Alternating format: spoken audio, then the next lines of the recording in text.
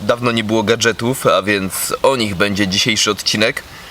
No niestety wśród nich nie znalazły się żadne przedmioty, które uchronią mnie przed deszczem, a właśnie nadciąga deszczowa chmura. No więc schroniłem się pod dość gęstymi gałęziami drzew i mam nadzieję, że mnie uchronią, jeżeli zacznie tutaj lać. No ale dobrze by było szybko się owinąć, dlatego dzisiejszy odcinek będzie szybszy. Dajcie znać, czy taka narracja bardziej wam pasuje. Pokrótce opowiemy sobie o każdym z gadżetów, jest ich 5.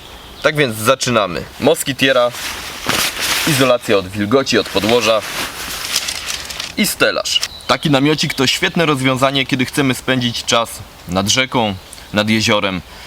No w sezonie letnim komary będą nam tam dokuczać. Żadne móggi nie pomogą, nie łudźcie się. W takich rejonach jest ich tyle, są tak wygłodniałe, że na pewno się do nas dobiorą.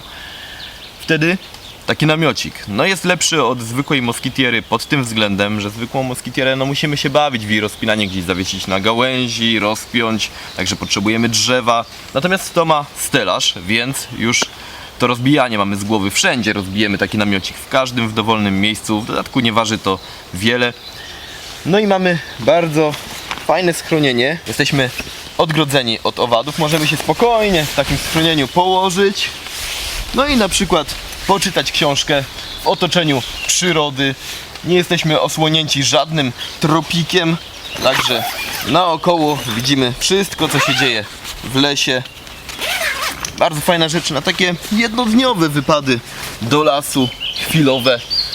Na przykład na wypad z dziećmi, jeżeli komary za mocno gryzą, można dzieci tutaj schować. I ja rozbiłem ten namiot nawet na podwórku i mojego rocznego synka w nim schowałem. Po prostu sobie leżał, bawił się, a komary mu nie szkodziły. Także ma wiele zastosowań taki mini namiot, mini moskitiera. No i to jest pierwszy gadżet, a następnym gadżetem jest coś, co możemy sobie umieścić w takim namiocie. I nie jest to śpiwór, chociaż na śpiwór wygląda. Co to takiego? Oczywiście wszystkie gadżety będą wypisane pod filmem, jak zawsze. Linki tam do nich znajdziecie, będziecie mogli sobie przejrzeć specyfikację techniczną. Ja tutaj się nie skupiam na specyfikacji, bo to jest coś, co i tak podaje producent, co można sobie przeczytać, jeżeli kogoś interesuje. Ja tutaj po prostu pokazuję, jak to wszystko wygląda. No i tutaj mamy coś, co jak już mówiłem, nie jest śpiworem, chociaż na śpiwór wygląda. Ale różni się w ten sposób, że nie jest ani kopertą, ani mumią. Bardziej przypomina kołdrę. Jest to świetne rozwiązanie na lato, kiedy nie chcemy się zamykać szczelnie w śpiworze, kiedy chcemy mieć jakiś przewiew, poleżeć sobie pod okryciem. No i teraz tak, jeżeli wybieramy się na taki chwilowy wypad do lasu, jednodniowy, to coś takiego, od razu mówię wam, co to jest. To jest tak naprawdę podszewka do poncho marki Miltek. Możemy ją przypasować do poncho, po to są właśnie te sznurki. Przywiązujemy je do oczek w poncho. No i mamy podszewkę, także poncho nas wtedy chroni nie tylko przed deszczem, no ale też dodatkowo nas ogrzewa.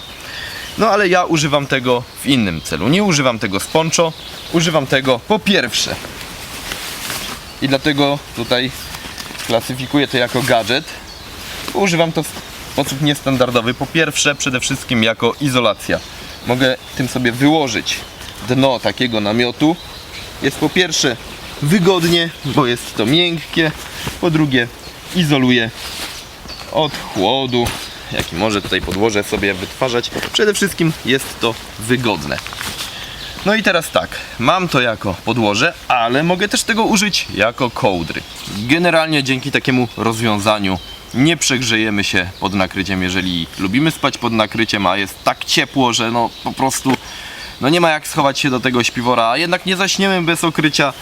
No to jest idealne, bo możemy wystawić nogi, możemy się tylko częściowo przykryć, nie zgrzejemy się, a jednak mamy taką kołdrę. Panie, coś pan tu przytargał. Siatka maskująca. Po co nam siatka maskująca? To jest dobre pytanie, dlatego właśnie znalazła się w gadżetach, które nie zawsze są przydatne. No ale jako, że Paweł z Millworld stwierdził, że można ją pokazać na filmie, no to pokazuję. Ma to kilka zastosowań, szczególnie w bushcrafcie takim.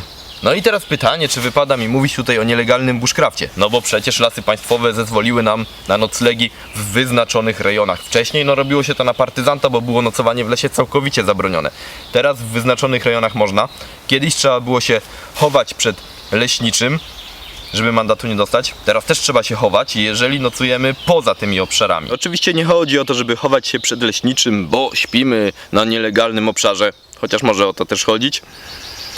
Ale zwykle, przynajmniej ja tak mam, nawet jeżeli śpię na tym legalnym obszarze, no to przecież nie chcę, żeby ktoś gdzieś z odległości mnie wypatrzył, podszedł, zaczął patrzeć, a co pan tu robi, a po co, a na co, a co to jest. No przecież chcemy spędzić czas w lesie, na spokojnie wypocząć, albo jeżeli bawimy się w trening survivalowy, to również nie chcemy, żeby ktoś nam przeszkadzał, a tym bardziej leśniczy, który może się zainteresować tym, że podnieśliśmy kilka patyków i przełożyliśmy w inne miejsce. Ja wiem, że nie każdy leśniczy jest taki, że zaraz się będzie czepiał, ale lepiej dmuchać na zimne, lepiej czasami jest rzeczywiście jakoś wtopić się w tło, nie używać jaskrawych kolorów, a czasami można po prostu wspomóc się taką siatką maskującą, żeby zwyczajnie mieć święty spokój w lesie. Dlatego taki gadżet, dlatego takie maskowanie. Jeżeli to jest bardziej zaburzone, bo widzicie, mamy tutaj ten kształt namiotu. Teraz on mi się trochę złożył, zrobił się płaski, ale to nieważne, nam chodzi tylko tutaj o to, że ten kształt może się rzucać z daleka, bo jest taki regularny dosyć. Takie regularne kształty w lesie nie występują. No i tutaj możemy wtedy zadziałać, jeżeli mamy tej siatki więcej i na przykład zrobić coś takiego. Oczywiście, jeżeli teraz patrzymy na to schronienie, no to każdy widzi, no przecież tu jest, no widać, ale tak to nie działa. Przecież jeżeli ktoś będzie gdzieś daleko lasem przechodził, to on nie będzie chodził, skanował wzrokiem i wypatrywał namiotu naszego. Chodzi o to, żeby po prostu nie rzucił się gdzieś w oczy nagle. No a taki namiot typowy, szczególnie w jaskrawych kolorach, ale też taki zwykły, o właśnie regularnych kształtach, no kształty regularne wyróżniają się na tle lasu, dlatego że nie występują w przyrodzie zazwyczaj, no i automatycznie nasz wzrok gdzieś wychwyci coś takiego. Natomiast jeżeli ten kształt regularny zatracimy, jeżeli dodatkowo kolorystycznie zlejemy się z tłem, no to ryzyko tego, że ktoś gdzieś będzie szedł przez las i że rzucimy mu się w oczy, no jest już nikłe, naprawdę. Bo popatrzcie, to się idealnie wszystko zlewa. Kolejnym gadżetem w dzisiejszym zestawieniu jest kuchenka, ale nie jest to kuchenka gazowa typowa, czyli no w lesie jest nielegalna, powiedzmy to sobie szczerze, tak samo jak ognisko zresztą. Centralna część, miejsce, w którym pali się ogień, taki jakby ruszt, dzięki czemu powietrze nam będzie podwiewało, no i będzie się to wszystko lepiej paliło. Także to miejsce ląduje tutaj do palenia ognia, w głównym korpusie kuchenki. Następnie mamy podstawkę. No i ruszt, taki pająk, jakkolwiek to się nazywa w kuchenkach. Nigdy się w nazewnictwo nie zagłębiałem. Na górę ląduje, według zdjęć producenta, coś takiego. Nie wiem, do czego to służy. Być może jest to jakiś talerzyk. A być może nie. Tutaj stawiamy naczynie na górze. Niżej pali się ogień. I to w zasadzie tyle. No i teraz popatrzcie, no czy taka kuchenka jest rzeczywiście mniej bezpieczna niż dozwolona przez Lasy Państwowe gazowa? No nie powiedziałbym. Ogień jest całkowicie kryty z każdej strony. Ten palnik też mógłbym przedstawić jako gadżet, ale był już w odcinku o plecaku Bob, także sobie podarujemy. W każdym razie widzicie, jak to działa. Jak palnik. Mini palnik, nietypowa zapalniczka, także zapalimy tym wszystko. Nie musimy się tak naprawdę bawić w żadne rozpałki. Nie wiem, czy właśnie mi się nie skończył. O, już wszystko się zajęło. No i co? No i widzicie, jak to wygląda. Teraz mogę dorzucić tutaj czegoś. Problem polega na tym, że padał całą noc deszcz, więc wszystko jest mokre. No ale może za chwilę coś znajdę. Zapalimy tutaj większy ogień. W każdym razie wygląda to tak, że kładziemy ten ruszt tutaj na górę. No i teraz możemy sobie położyć tutaj naczynie z wodą, z posiłkiem i zagrzać. Tak naprawdę, jeżeli mamy takie kostki paliwa stałego, to nie musimy tutaj już dorzucać żadnych badyli, bo na tych dwóch kostkach jesteśmy w stanie zagotować wodę normalnie. Temperatura już jest naprawdę duża, taka, że nie mogę dłoni przyłożyć. Kuchenka bardzo praktyczna, no a przede wszystkim bezpieczna. Widzicie, no trzeba być naprawdę specjalistą, żeby czymś takim ogień w lesie zapruszyć. Wszystko jest ładnie osłonięte, nie wymaga gazu. Możemy palić wszystkim, co znajdziemy naokoło w lesie.